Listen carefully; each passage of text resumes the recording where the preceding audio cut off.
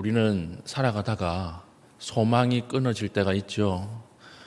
모든 게 다 빗나갈 때, 내 생각과 다르게 갈 때, 아니면 내가 가지고 있는 이 계획들이 무너져 갈 때, 내가 다 망쳤어.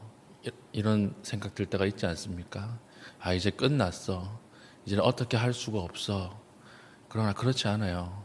그게 아니라 우리가 예상할 수 없는 변수가 들어와서 우리의 생각이 막히는 것 같고 하나님의 뜻이 실현되지 못하는 것 같아도 하나님은 그것을 신기하게 바꾸셔서 다시 하나님의 은혜와 하나님의 의로 사용하십니다. 그걸 믿을 수 있어야 되는 것이거든요. 그때 우리가 소망 중에서도 인내할 수 있고 인내하는 가운데서도 하나님을 바라볼 수 있는 거예요. 다 끝났어. 이젠 다 소용없어. 성도에게 그런 일은 없습니다. 왜냐하면 우리에겐 하나님이 계시기 때문에 그렇습니다. 오늘 본문이 그걸 이야기하고 있는 거예요.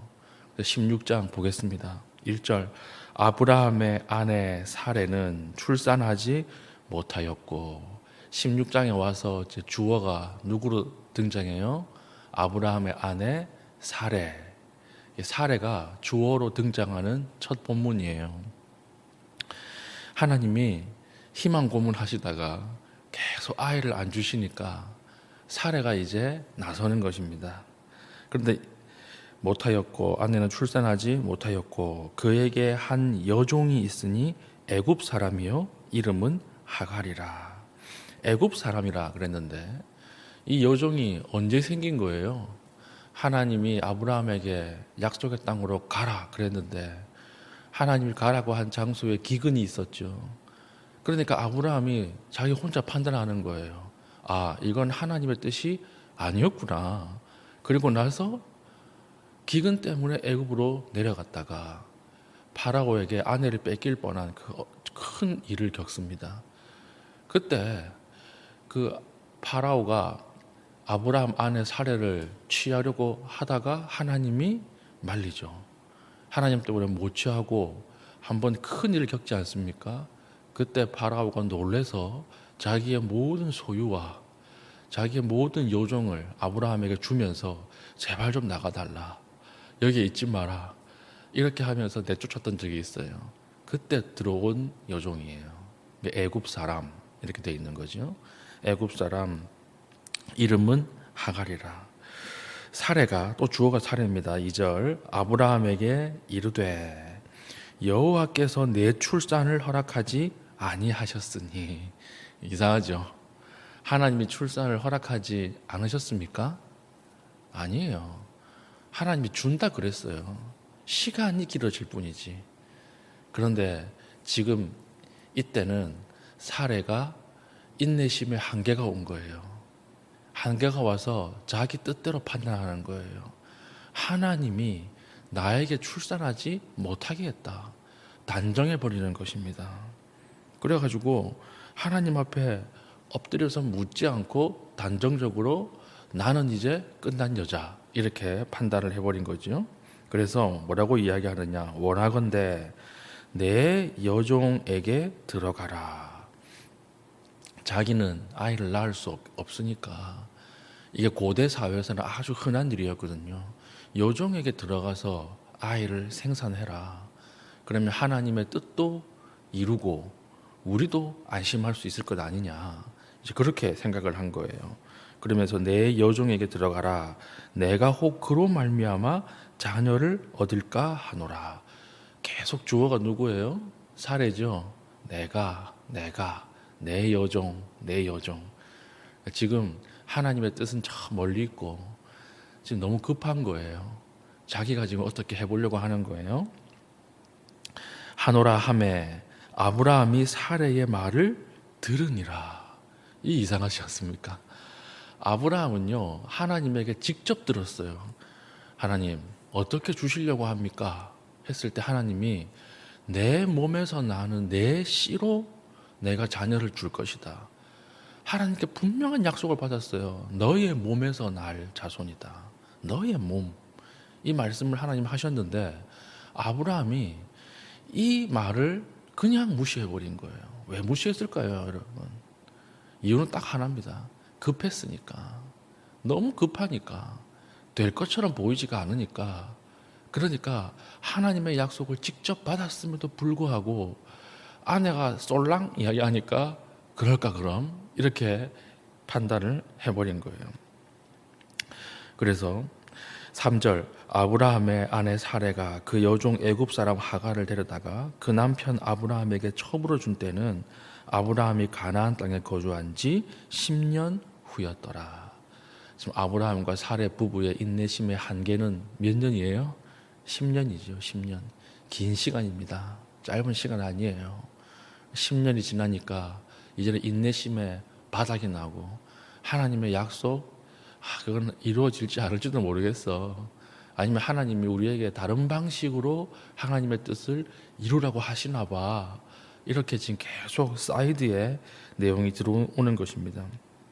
4절 아브라함이 하갈과 동침하였더니 결국 동침해요. 하갈이 임신함에 그가 자기의 임신함을 알고 그의 여주인을 멸시한지라. 지금 아브라함과 사레 중에 누구 문제 때문에 임신이 안 된다는 게 드러났어요? 사레 때문에. 사레가 문제가 있다라고 하는 게 드러나 버리니까 이 여종이 자녀도 못 낳는 정실 부인이 어디? 이러면서 무시하는 거예요. 멸시하는 거예요. 그러니까 사레가 이제 화가 나는 거죠. 그래서 5절 사레가 아브라함에게 이르되 내가 받는 모욕은 당신이 받아야 옳도다. 내가 나의 여종을 당신의 품에 두었거늘 내가 줬는데 그가 자기의 임신함을 알고 나를 멸시하니 당신과 나 사이에 여호와께서 판단하시기를 원하노라. 여기에 하나님을 또 끌어다 붙이죠. 또 데리고 와요. 그러니까 지금 16장에는 하나님 한 번도 등장도 안 해요.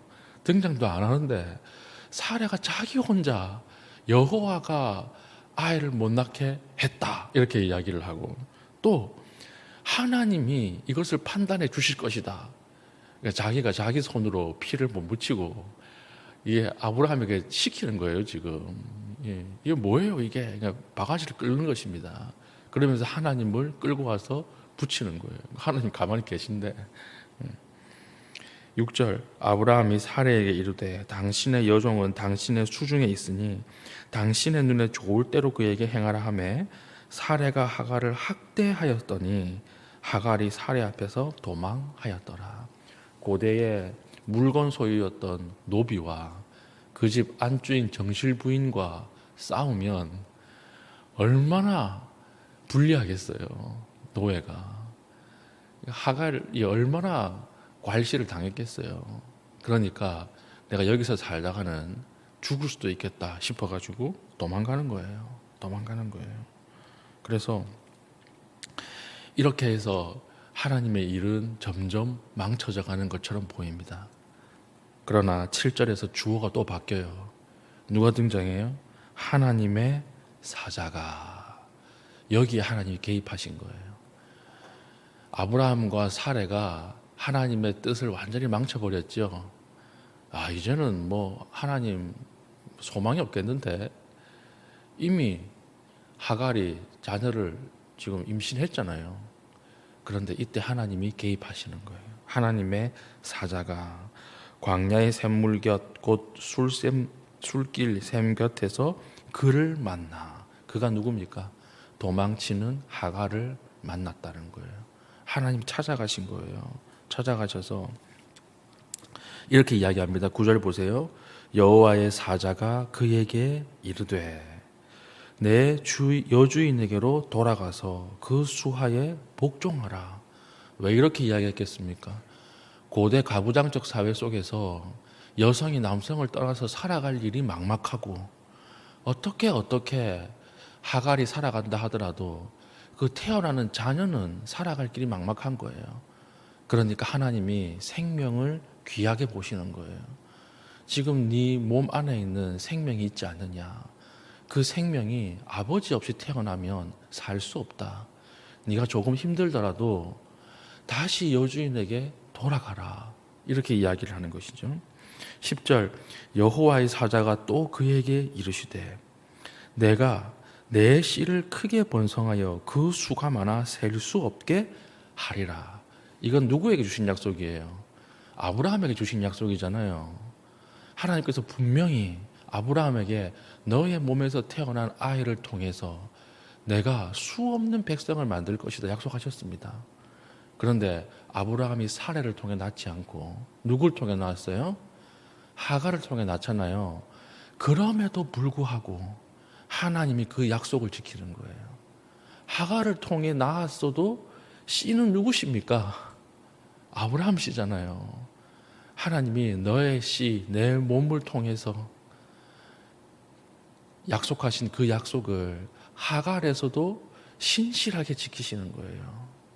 하갈이라고 해서 하나님이 약속을 변화시키거나 이거 없던 일로 하자, 무효로 만드는 것이 아니라 하갈임에도 불구하고 하나님은 여전히 신실하셔서 하나님의 약속을 지켜 나가신다는 거예요.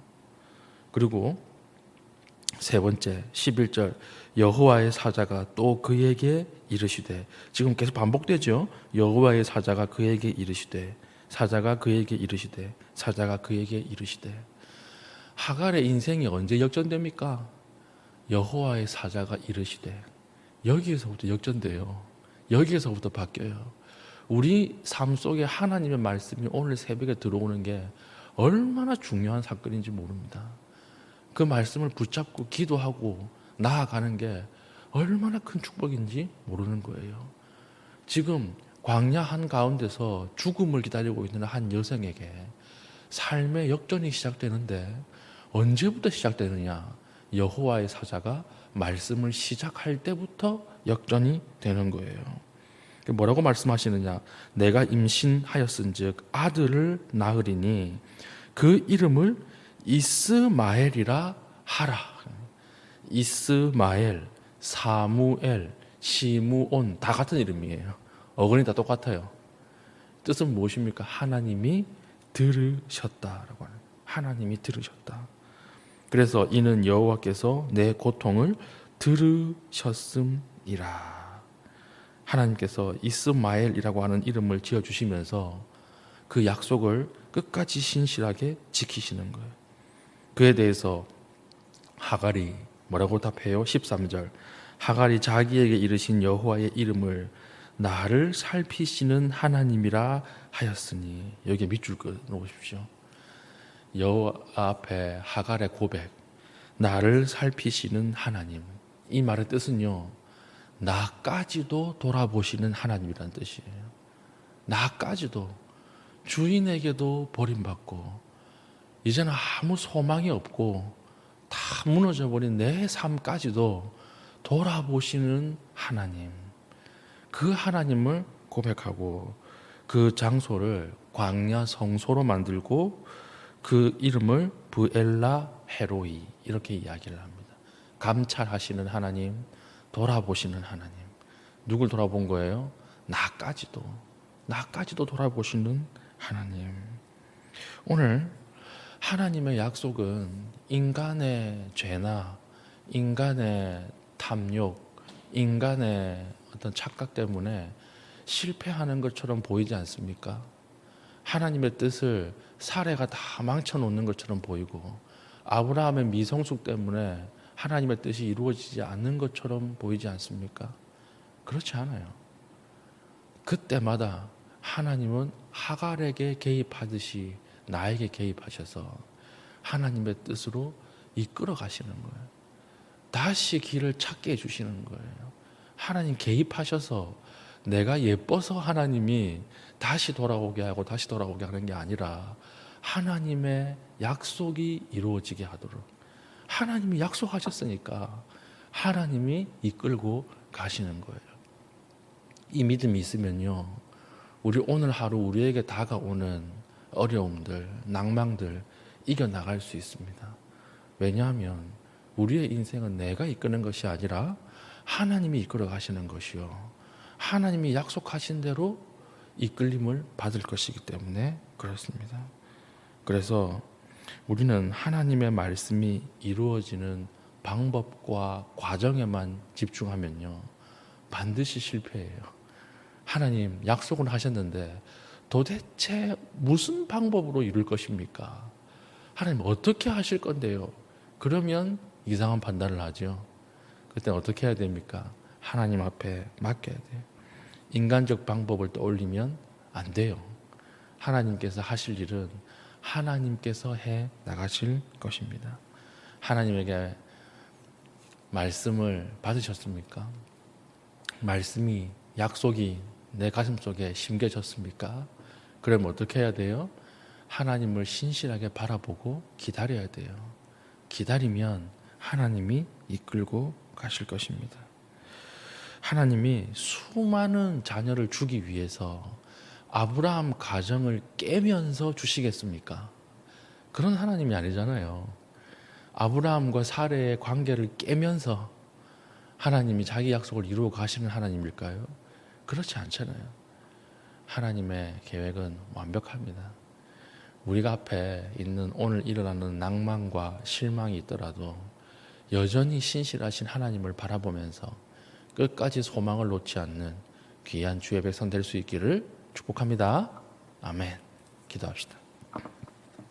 하나님 아버지, 하갈의 간절한 부르짖음 같이 우리도 오늘 간절한 부르짖음 가운데 나아갑니다. 주님, 그 소리를 들으시고 응답하여 주시고 주님의 선한 눈으로 우리의 삶도 감찰하여 주시옵소서. 기도하신 이후에 개인적인 기도의 제목 가지고 기도하시고 자유롭게 돌아가시겠습니다.